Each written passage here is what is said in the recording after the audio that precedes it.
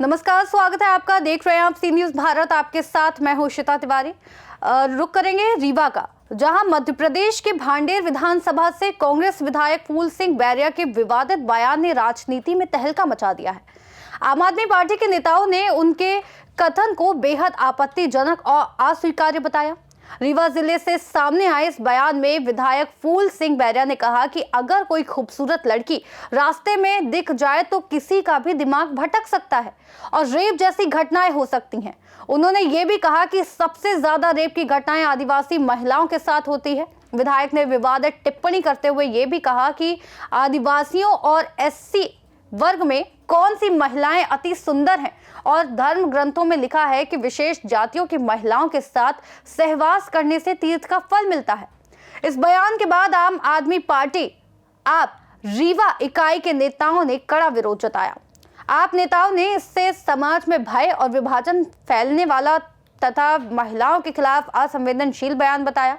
Party के नेताओं ने विधायक से सार्वजनिक माफी मांगने की भी मांग की। आप नेताओं ने कहा कि ऐसे बयान न केवल महिलाओं की गरिमा पर चोट पहुंचाते हैं, बल्कि समाज में असहिष्णुता और जातिगत भेदभाव को भी बढ़ावा देते हैं। उन्होंने कहा कि राजनीति जिम्मेदारी के साथ बोलना हर विधायक का कर्तव्य है। कैसा हूं? मेरी बहन बेटी, इंडिया में सबसे ज्यादा रेप किसके होते हैं? शेड्यूल कास्ट, शेड्यूल ट्राइब और मोस्ट ओबीसी होते हैं। तो मेरा कहने का मतलब है, रेप की थ्योरी ये है कि कोई भी कैसी भी दिमाग का आदमी रास्ते में जा रहा है, उसे खूबसूरत अगर लड़की दिखी, सुंदर, अति सुंदर, तो उसका ब्रेन है वो इधर वो विचलित हो सकता है, तो रेप हो सकता है। आदिवासी में कौन सी अति सुंदर स्त्री है? एससी की कौन सी अति सुंदर स्त्री है? मोस्ट ओबीसी में ऐसी स्त्रियां सुंदरियां हैं। क्यों होता है बलात्कार? उनके धर्म ग्रंथों में इस तरह की निर्देश दिए गए, हिंदू धर्म ग्रंथों में। हाँ, उनके ग्रंथों में। अब हिंदू है कि नहीं है, मैं उनके ऊपर मुझे कुछ नहीं कहना, उनके ग्रंथों में। तो मेरा कहने का तात्पर्य यह है कि जब व्यक्ति ये काम करेगा, कि जैसे उसमें लिखा है एक जगह, चांडाली तू स्वयं काशी, प्रयाग चरम कारणु, अयोध्या पुक्षी प्रोक्ता, रजकी मथुरा मता। चांडाल, चमारिन, चांडाल एक बिरादरी है। 1156 वैरायटी है चमारों की इंडिया में। चाहे कोई जाटव का हो, अहरवार का हो, कुरील का हो, कोई का हो, मेघवाल का हो। तो ये लिखा है कि इस जाति के साथ सहवास करने पर ये तीर्थ का फल मिलेगा, इसके साथ ये सहवास करने पर फलाना तीर्थ का मिलेगा, इसको ये करेगा। तो अब वो नहीं जा पाता उस वहां तीर्थ को, उन धर्म ग्रंथों में जो लिखा है नहीं जा पा रहा। तो घर बैठे विकल्प क्या दिया गया है? घर बैठे इनकी औरतों को पकड़ करके सहवास कर दो तो फल मिल जाएगा। तो कोई तैयार हो जाएगा इसके लिए? तो क्या करेगा फिर? अंधेरे उंधेरे में वो क्या करेगा? पकड़ने की कोशिश करेगा। एक व्यक्ति एक महिला का कभी रेप नहीं कर सकता अगर वो सहमत नहीं, तो नहीं करेगा। फिर इसलिए 4 महीने की बच्ची के साथ, 10 महीने की बच्चियों के साथ, 1 साल की बच्चियों के साथ रेप सुने आपने? सुने हैं? क्यों होते हैं? उसके ऑर्गन्स का रेप के लिए तैयार है क्या? नहीं, उसे दिखाई देता है कि इस जाति की महिला के साथ या लड़की के साथ रेप करूंगा तो मुझे वो फल मिलेगा। अभी कांग्रेस विधायक फूल सिंह बैरिया ने एक टिप्पणी किया है औरतों को लेकर कि मतलब रास्ते पे सुंदर औरतें निकल रही हैं तो उसको देखकर लोगों का मतलब रेप होता है। इस पर क्या कहना चाहेंगे आप? मैं माननीय विधायक जी को कि उनकी मानसिक स्थिति ठीक नहीं है, जो हमारी बहन बेटियों के प्रति ऐसी सोच रखते हैं। तो मैं इसको अतिशयोक्ति मानता हूँ कि एक विधायक जो जनता का जनप्रतिनिधि है और बाबा साहब भीमराव अम्बेडकर साहब ने इतनी बड़ी सुविधा दे करके जनता के हित के लिए जनप्रतिनिधि चुनने की व्यवस्था संविधान में दी है, और वहाँ चुने जाने के बाद आप इस तरह की मानसिकता रखते हैं, तो मैं ये मानता हूँ कि यह संविधान का अपमान है। जी, एक जनप्रतिनिधि होकर एक ऐसे बयान करने से जनता के प्रति एक उनके खिलाफ संदेश किया जाएगा, क्या बोलना चाहेंगे आप? देखिए, ऐसा है कि माननीय विधायक जी के क्षेत्र में, अभी विधानसभा क्षेत्र में हम लोग जाएं अगर, तो वहाँ हम देख पाएंगे कि न स्कूल की व्यवस्था है, न उनके विधानसभा में कोई अस्पताल की व्यवस्था है।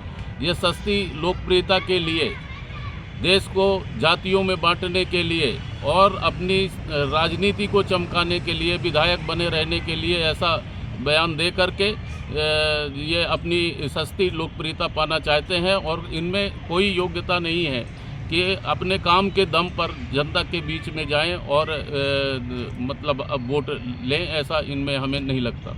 क्या आप मानते हैं कि ऐसे बयानों से मतलब लोगों के मन में एक गलत भावनाएं जाती हैं? बिल्कुल, अगर एक हमारा जनप्रतिनिधि इस तरह की सोच रखता है, तो क्योंकि आम जनता जनप्रतिनिधि को फॉलो करती है, तो इससे उनके भी मन में एक गलत प्रभाव पड़ता है, जो देश के हित के लिए और समाज के हित के लिए बिल्कुल ठीक नहीं।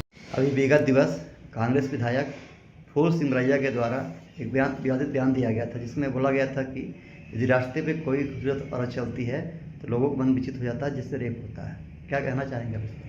देखिए, ये एक विवादित सा बयान है और फूल सिंह बरैया को इतना सीरियस मुझे नहीं लगता कि लेना चाहिए, लेकिन इस प्रकार से बयानबाजी वो हर 5-6 महीने में करते रहते हैं। कभी कहते हैं कि डिजिटल मशीनों से वोट डालेंगे तो आंखें फोड़ देंगे, कुछ भी करते रहते हैं। ये पटांग उनकी आदत है, स्वभाव में शामिल हो चुका है। और ज्ञान के अभाव में मुझे लगता है, उनको ज्ञान का अभाव है। भारत एक संवैधानिक देश है। 1947 में जब देश आज़ाद हुआ तो संविधान का गठन हुआ, सभी जाति धर्म के लोग उसमें शामिल थे, संविधान बनाया गया।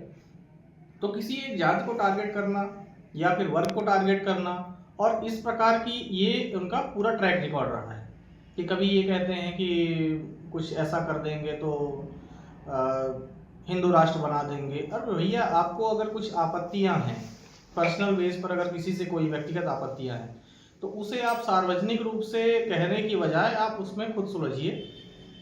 पहली बात तो ये है। दूसरी बात, अगर ये कोई कहता है कि किसी खूबसूरत लड़की को देखकर अगर रेप होते हैं, तो आप कांग्रेस विधायक हैं, आपकी 40-45 साल से ऊपर सरकार रही है, मजबूत स्थिति में सरकार रही है, तो आपने संवैधानिक रूप से इतने बड़े परिवर्तन क्यों नहीं करवाए पहले?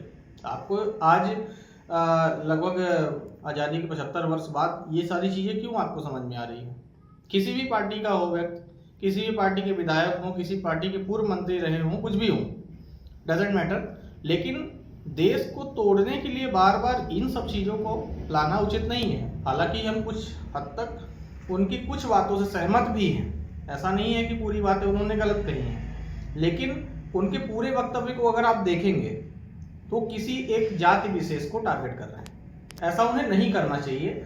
और जब इस देश में सर्व समाज संविधान को मानकर आगे बढ़ रहा है, तो पुराने धर्म ग्रंथ को वो लोग टारगेट करते हैं। हम क्लियरली बता रहे हैं कि कुछ लोग सिर्फ सनातनी लोगों के पुराने धर्म ग्रंथों में उनके लिखे हुए वक्तव्यों पर काट छांट कर समाज को बरगलाने का काम करते हैं, ना कि उस पर कोई अच्छी प्रतिक्रिया देते हैं जिससे समाज एकत्रित हो सके। इनका उद्देश्य ही है कि समाज को बिखेरते रहना, अपनी राजनीतिक रोटी सेकते रहना, और कुछ तो सत्ताधारी भी उनके साथ मिले जुले रहते हैं। और ये अक्सर ये चीज़ें सामने आई हैं, कभी पक्ष कभी विपक्ष की ओर से विवादित बयान आते रहते हैं।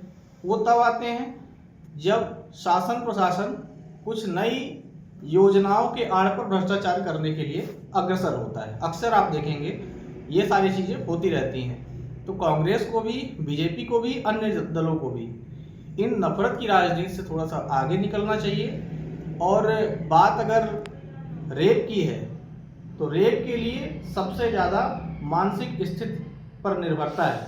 आज छोटी बच्चियों को इन स्थितियों पर हम समाचारों में देखते हैं, आप लोगों के माध्यम से मीडिया में ऐसी शर्म भरी खबरें हमें देखनी पड़ती हैं।